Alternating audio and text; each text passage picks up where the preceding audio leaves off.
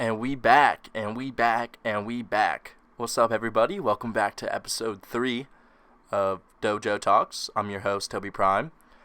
So my past 2 episodes, I've kind of just been free-flowing, just talking about whatever and, all that good stuff. This episode's going to be more sports-centered.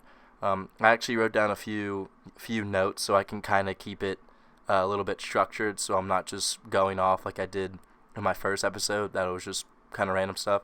So I do have some notes here, but this is mostly going to be about the trade deadline and who I think won, who I think lost, and like the future of what will happen beyond the trade deadline and like beyond All-Star Weekend. So we'll mostly be talking about the trades. I do want to mention a little bit more about other things, but we'll get to that. But yeah, I just wanted to set that precursor that this episode is going to be mainly sports oriented. So let's just talk about the NBA trades. I don't want to talk about all of them because there was just like, I don't know. I'm going to be talking about five of these trades that I felt that I deemed most important. And I'm going to start with the Sixers and how they added Glenn Robinson. So this trade involved the Sixers, Warriors, and Magic. So the Sixers got Alec Burks, Glenn Robinson III, and a second-round pick. Warriors got 3 second-round picks, and Magic got James Ennis. This is like low-ball trade. Low-ball, I mean, as in like a low-stakes kind of trade. Like, not big names, of course, but you got to start low and build up. You know how everything is. Obviously, the Sixers cut Alec Burks, I'm pretty sure, so they just got Glenn Robinson III. Sixers, what they just need shooting. Glenn Robinson is going to bring that. The Warriors are obviously just stacking up on picks just for, the future, just Warriors. It's just ridiculous. I just want to say this on the Warriors. That they got, actually, you know what? I'll wait. I'll discuss that later because there's the Andrew Wiggins D'Lo trade that we can talk about. I don't know if you can hear the siren, but I'm sorry if you can. Just, disregard that. But, there's really no winners of this trade. Sixers, they got a 3-point shooter. James Ennis isn't good. I don't know if Magic are keeping him or not. But that was just the first trade that deemed some sort of to talk about. The next trade was, I knew there was a fight for Marcus Morris for the New York Knicks, and the Clippers won that fight. So they got Marcus Morris. Marcus Morris has been hooping. He's been having a pretty good year. He's shooting around 45% from the 3-point line, and he's a 4. He's a stretch 4, so he stretches the floor out even more, and he's just another dog to add to the Clippers. But for that trade, Knicks got Mo Harkless and a 2020 first-round pick, and the Wizards got Jerome Robinson, and the Clippers got Marcus Morris and Isaiah Thomas, which is kind of sad. Isaiah Thomas got cut. I think someone needs to give him a chance. I think IT still has it in him. He just needs to find that team, and I think his team was the Celtics. He put his heart and soul out for that, and it's sad that he didn't get the respect that he deserved. Because I think, as an overall NBA fan, like, nobody hates Isaiah Thomas. I don't know. I really feel bad about that. But besides Clippers, they got another dog to add to their team. They didn't give up much. They're looking even scarier than what they had before. Because what do they have now? They have Kawhi, Paul George, Pat Bev, Lou Will, now Marcus Morris. I'm pretty sure they still have Harrell, who's still a defensive freak. Lou Will. Like, they have great starters, and they have a deep bench, and basically for every need that you need for a team to succeed, the Clippers have that. And so they're going to be a very scary team in the West, and arguably they might be the best team even though the record might not show. It just takes a little bit for new players to gel. But oh my, yeah, I don't know. I'm excited to see how the Clippers will be now that they just added another dog to their roster. So good W for the Clippers there. The next trade I want to talk about, something I just didn't even expect to happen. The Cavs got Andre Drummond, and the Pistons got Brandon Knight, John Henson, and a 2023 second-round pick. Andre Drummond, arguably the greatest rebounding center in the league. And I think he got traded for, a bag of balls? He got traded for nothing, like absolutely nothing. So I guess this just kind of proves this is like a trade that first was like, what the heck? I never saw this coming. But second, it just kind of shows that the center position in the NBA is kind of a thing of the past. Like there isn't much value with the center position. Because Andre Drummond, he's a good basketball player. He was on the Detroit Pistons for a really long time, and he was like the face of that franchise for a really long time. So it was just kind of odd to see that trade. But, I mean, now the Cleveland Cavaliers have, Kevin Love, Tristan Thompson, and Andre Drummond. They're going to grab every single rebound, yet lose, even more games probably. I don't know what the Cavs' agenda is. I don't know if they're considering buying out Tristan Thompson, and I heard a little bit about that, how the Celtics would be intrigued. I don't know. They're not moving Kevin Love, obviously. I don't know if they're going to buy him out. I think the Cavs are definitely on a watch for the buyouts of one of those three players.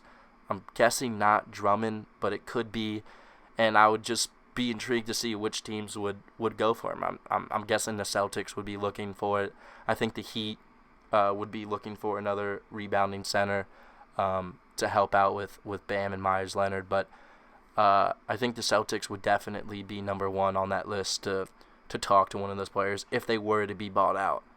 But that was just, I remember seeing that trade and I was like, what? I just didn't expect that to happen, but it did.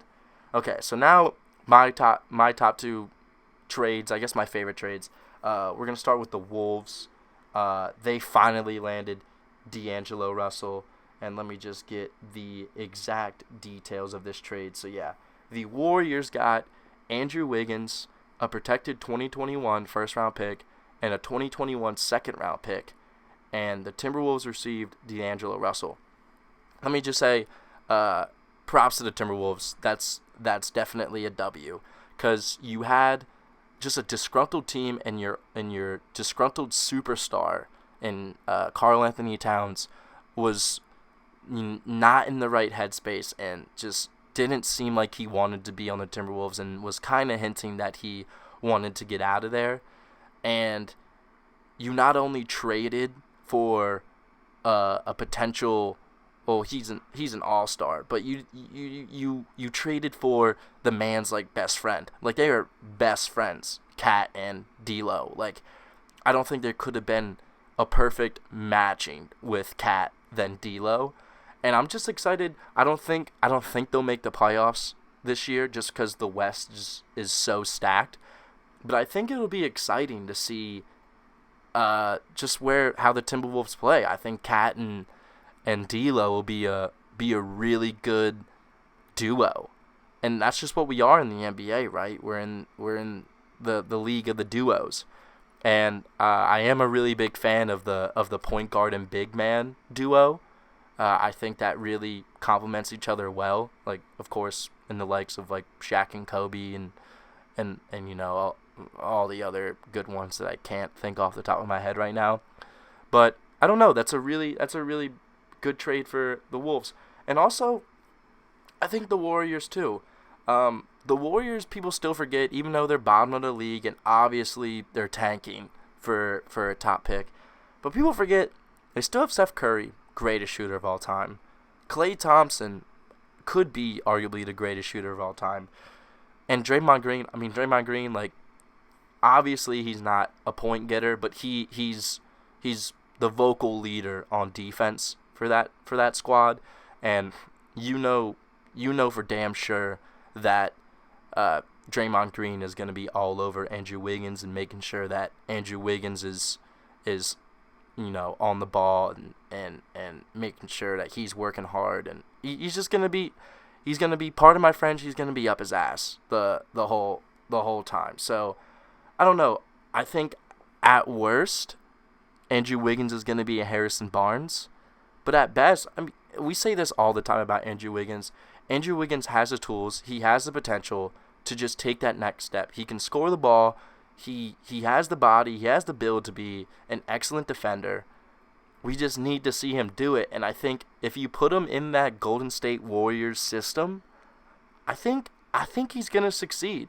I don't know. I'm really excited because you think about next year, the Warriors gonna get a top first round pick. I know this isn't the greatest draft class, but any top 3, top 5 pick that the Warriors are gonna get is good, and that system that the Warriors have with Steve Kerr and just everything, it's gonna fit in perfectly. You're gonna have a fully healthy Clay, a fully healthy Steph Curry, with Andrew Wiggins and Draymond Green with that top 5 pick, and who knows what kind of free agents they're gonna sign.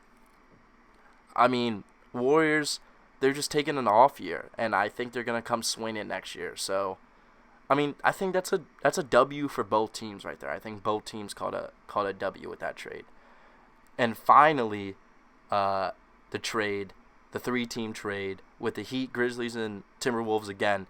Yeah, another thing with the Timberwolves, they traded for. There's like so many new players on that team that they had to introduce everyone on the roster at one of their games because there was just so many.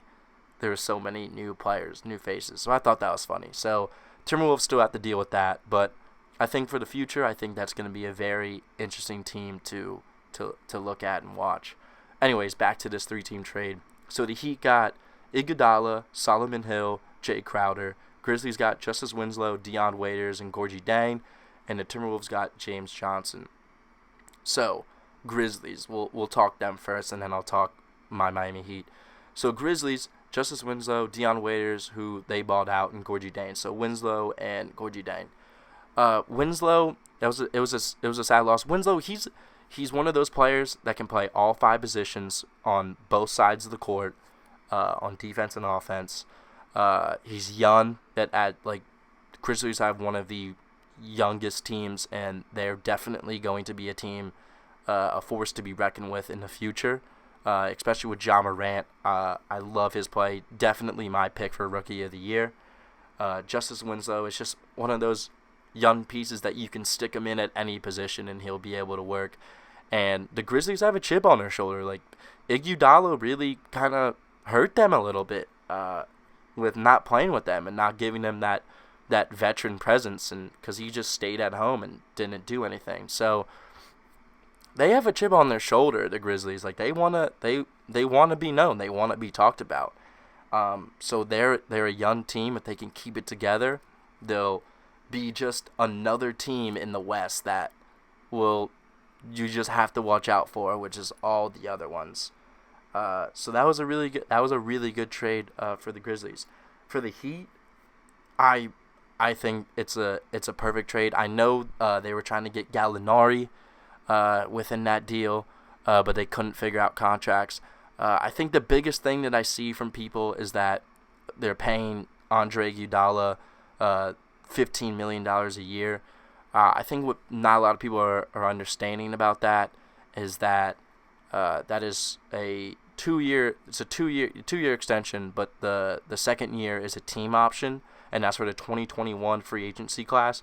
And I know I mentioned that before, but the 2021 free agency class is big. I'm talking like Giannis, like Bradley Beal.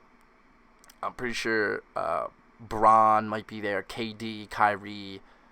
It's a loaded free agency class, and the Heat have the ability to say no to Iguodala and to chase one of those free agents. So you add Iguodala to a sort of, they got the young team. They got Kendrick Nunn. It's a young and inexperienced team. And you already added Jimmy Butler. So you have your superstar. But then you have a man who's been there. We're talking, Andre Iguodala is a former Finals MVP and was on all of those Warriors teams that went to the championships and was on the arguably the greatest NBA team like we've seen in a single season besides, maybe the Chicago Bulls, 1996, 1997 Bulls.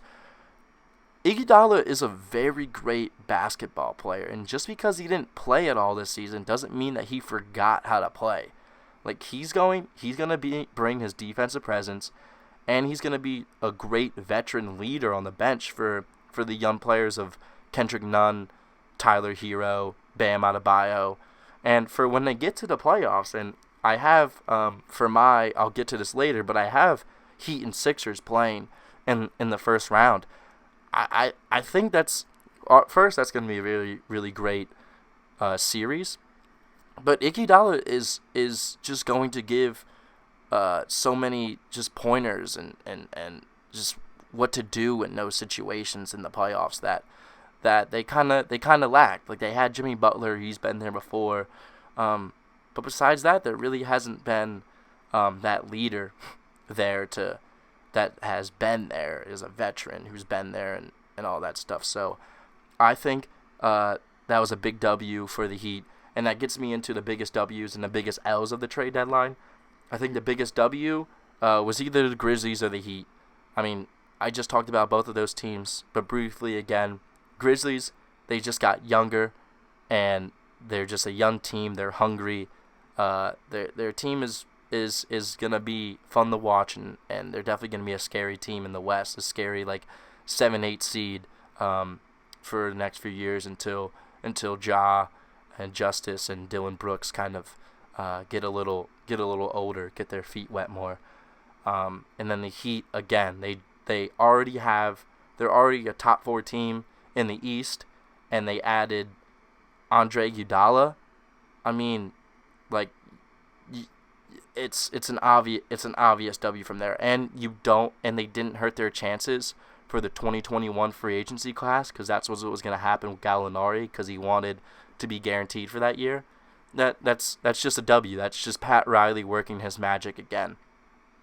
The biggest L, it's gonna have to be the Sixers, and I know I have a lot of Philadelphia fans that listen to this podcast, and I'm not trying to attack you or anything. I just think that the Sixers, they have the problems with Ben Simmons and Joel Embiid, and I just think Elton Brand needed to put his balls on the table and make a big move before the trade deadline, and he didn't. He got Glenn Robinson and Alec Burks, but or Trey Burke or whoever, they cut him anyways. I don't know. I really wish the Sixers just put more, I wish they would have did more during the trade deadline, but they didn't. So that's why I'm gonna have to give them the biggest L. I still think they're a top team in the East. I just think they need to figure out their problems. I don't know what's going on with their problems, but I think the fact that Josh Richardson had to hold a meeting and to rally the troops says something, because you have Ben Simmons and Joel Embiid, who are supposed to be the leaders of that team, yet you have a new player who's not even an all-star dictating, being a leader for the team. I don't know. I think one of those players needs to step up. They need to put their egos aside, and they need to say, "Hey, we're here for a championship. Let's bring a championship to Philly." And until they do that, until they prove to me that they're here to play, then I don't know about the Sixers. I don't know. I don't know if it's a Joel Embiid problem. I don't know if it's Ben Simmons' problem. Sixers fans, let me know. I'll try to bring a few of my Sixers friends on so they can talk a little bit more about it.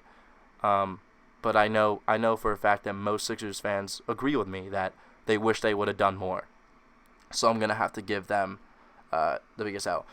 So, with all that being said, that leads me to my rankings. So right now in the East, the rankings that I just checked right before I recorded this episode, it's the Bucks, the Milwaukee Bucks, Toronto Raptors, Boston Celtics, Miami Heat, Philadelphia 76ers, Indiana Pacers, Brooklyn Nets, and the Orlando Magic.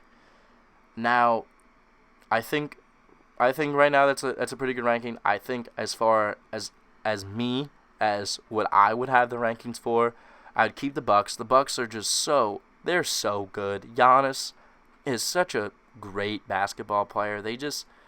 Many people thought that when they lost Brogdon, they weren't going to be as good. They're killing it. Like Milwaukee, they're doing such a great job. I think the Celtics are going to move up. I mean, I think it's interchangeable. Then again, like these can all change. Like injuries can happen, players can go cold. So, and these are just my opinions too. Like, I don't think, like obviously these things probably won't happen, but these are just who I think are the top teams. I think Celtics are number 2. I think they're just starting to figure everything out. I think Kemba is starting to emerge. I think Brad Stevens. I think especially if they could get Kevin Love or Tristan Thompson, or even Drummond if they decide to buy him out, I think that would be just the piece that they need, just to have a big man there. The Raptors are also good. I mean, the Raptors are second right now. I moved them down to third. Who would have thought that after losing a player like Kawhi Leonard, the Raptors would still be a top 2, top 3 team in the East? Like, that is crazy, and that deserves like a round of applause for everyone there in Toronto to just keep balling. Like, there's no excuse. Like, they're defending champs, and we got to respect them. So I Bucks, Celtics, Raptors. I think the Heat are staying at 4.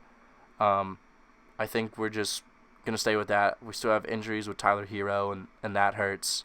I think it's going to take a little bit to work on our defense and adding Iguodala and adding the new players and Jay Crowder and Solomon Hill. So I think it's going to take a little bit of time, but I think a 4 seed is good. I think they're going to have home court advantage, and I think the Heat are really going to be a scary team to play in the playoffs.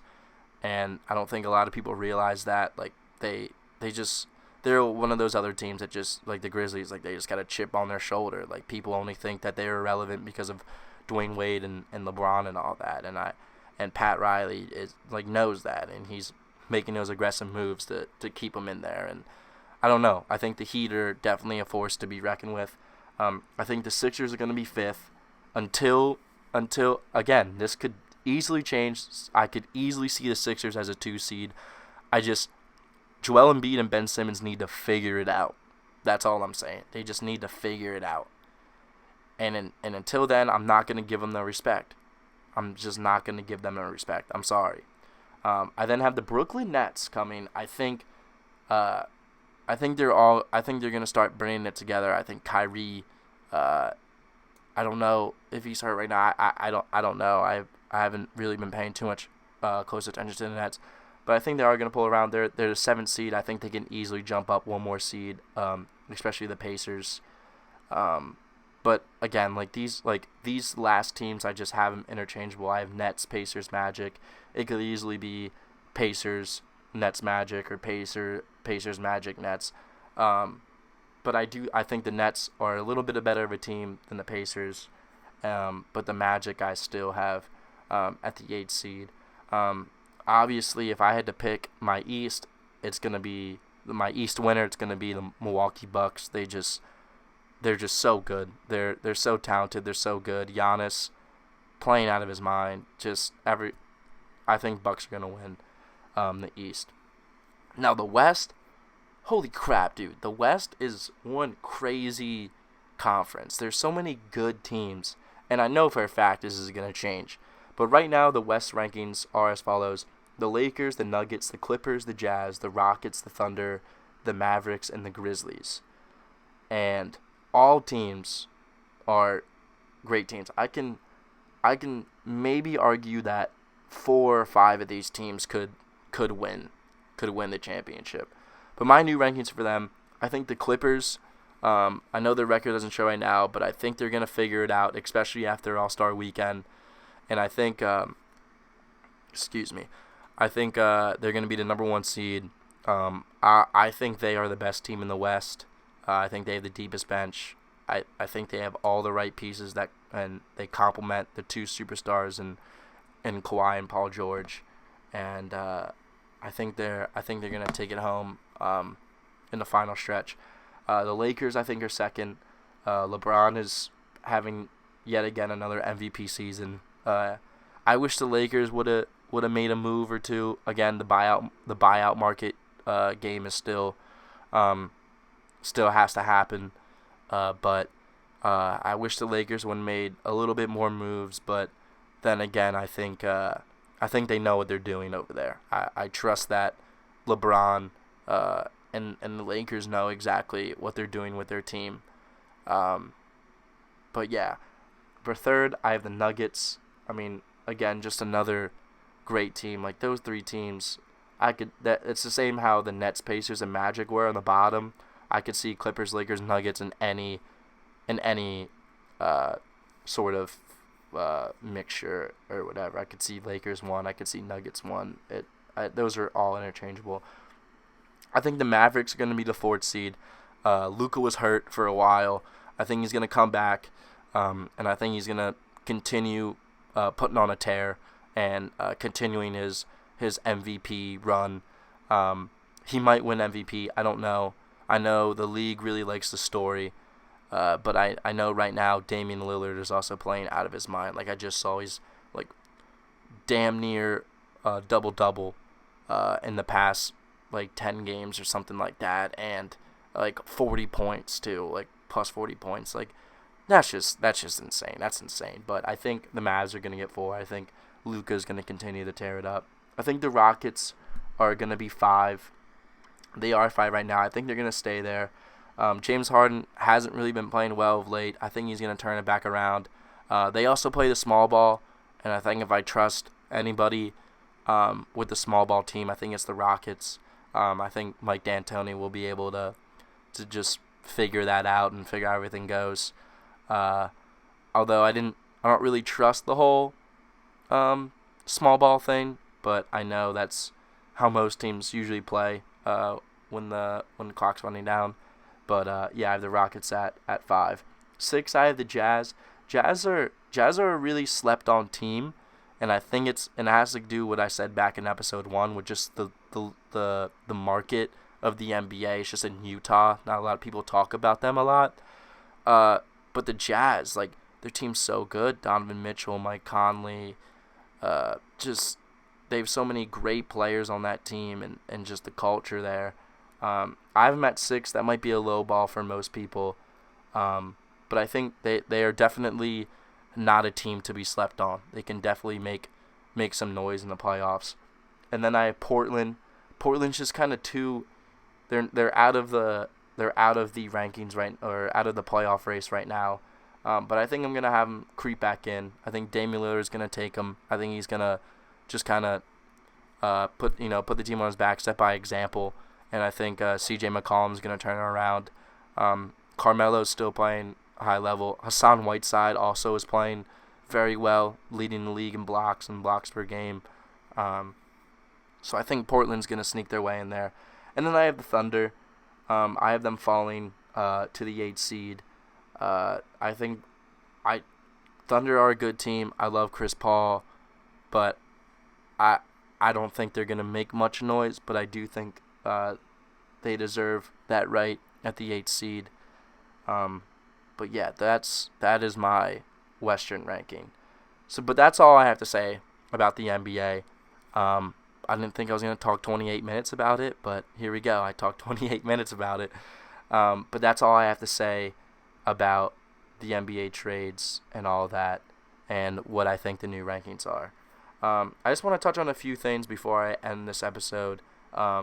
First off, of course, I go to Penn State. Penn State basketball, crazy. We're 13th in the nation. Again, I didn't write too much notes about this, but we're 13th in the nation. We have 6 straight Big Ten wins. Lamar Stevens is playing absolutely crazy. He's had a career-high 33 points against Minnesota this past weekend and 24 away against Michigan State. I think people need to put some respect on Penn State's name. Right this year, definitely a basketball school. I think we're going to take a big hit next year. But it's just cool as a student to be at a school where just the athletics are crazy and that we're not only just good at football. I think Penn State will definitely be dancing in March, and I am definitely excited to watch Penn State play in the tournament. We haven't been there in who knows how long. We won the NIT tournament, but as everyone knows, that's not in tournament, so it doesn't even matter. We're like the best worst team. I guess that's what that means. But also like other teams have been surprises to me. Like I didn't expect to see Dayton so high up. I didn't expect to see San Diego State. I'm pretty sure that's the team. I gotta now check that. But I didn't think they would say. I mean, obviously they're not really in a good conference, but nonetheless, like I didn't really expect at all. Yeah, San Diego State. I didn't expect them to be at all in top 5. But yeah, Dayton. But yeah, I mean, some of these teams, you know, you're not seeing like the UNC and like Duke's pretty like 7th, like they're pretty normal. I don't know. I think I'm really excited for the March Madness is basically what I'm trying to say. I know every single year it's like this where you just never know what's going to happen, but I think this year especially, you just don't know what the heck is going to happen, and that's just the beauty of college basketball. But besides, like I said, like Penn State in general, our basketball team's 13th, hockey's 9th, wrestling's 2nd, lax, I know it's preseason, but number 1 seed. Football, I know it passed, but we were the 9th seed. Women's volleyball, I know it passed, was 8th seed. Women's soccer was 18th seed, and men's soccer was 13th seed. They're all top 20 teams, and I didn't even mention the gymnastics or the fencing team or anything like that. It's just insane how great of an athletic program Penn State is, and it's just insane how great of a school Penn State is, too. But yeah, I just wanted to touch on that. I think Penn State needs some love as far as a basketball school, but that's all I'll say about that, because I know a lot of people don't go to Penn State, and they're like, don't talk about Penn State, blah, blah, blah, blah, whatever. Okay, so now flipped over my page. I got last thoughts, a couple bullet points.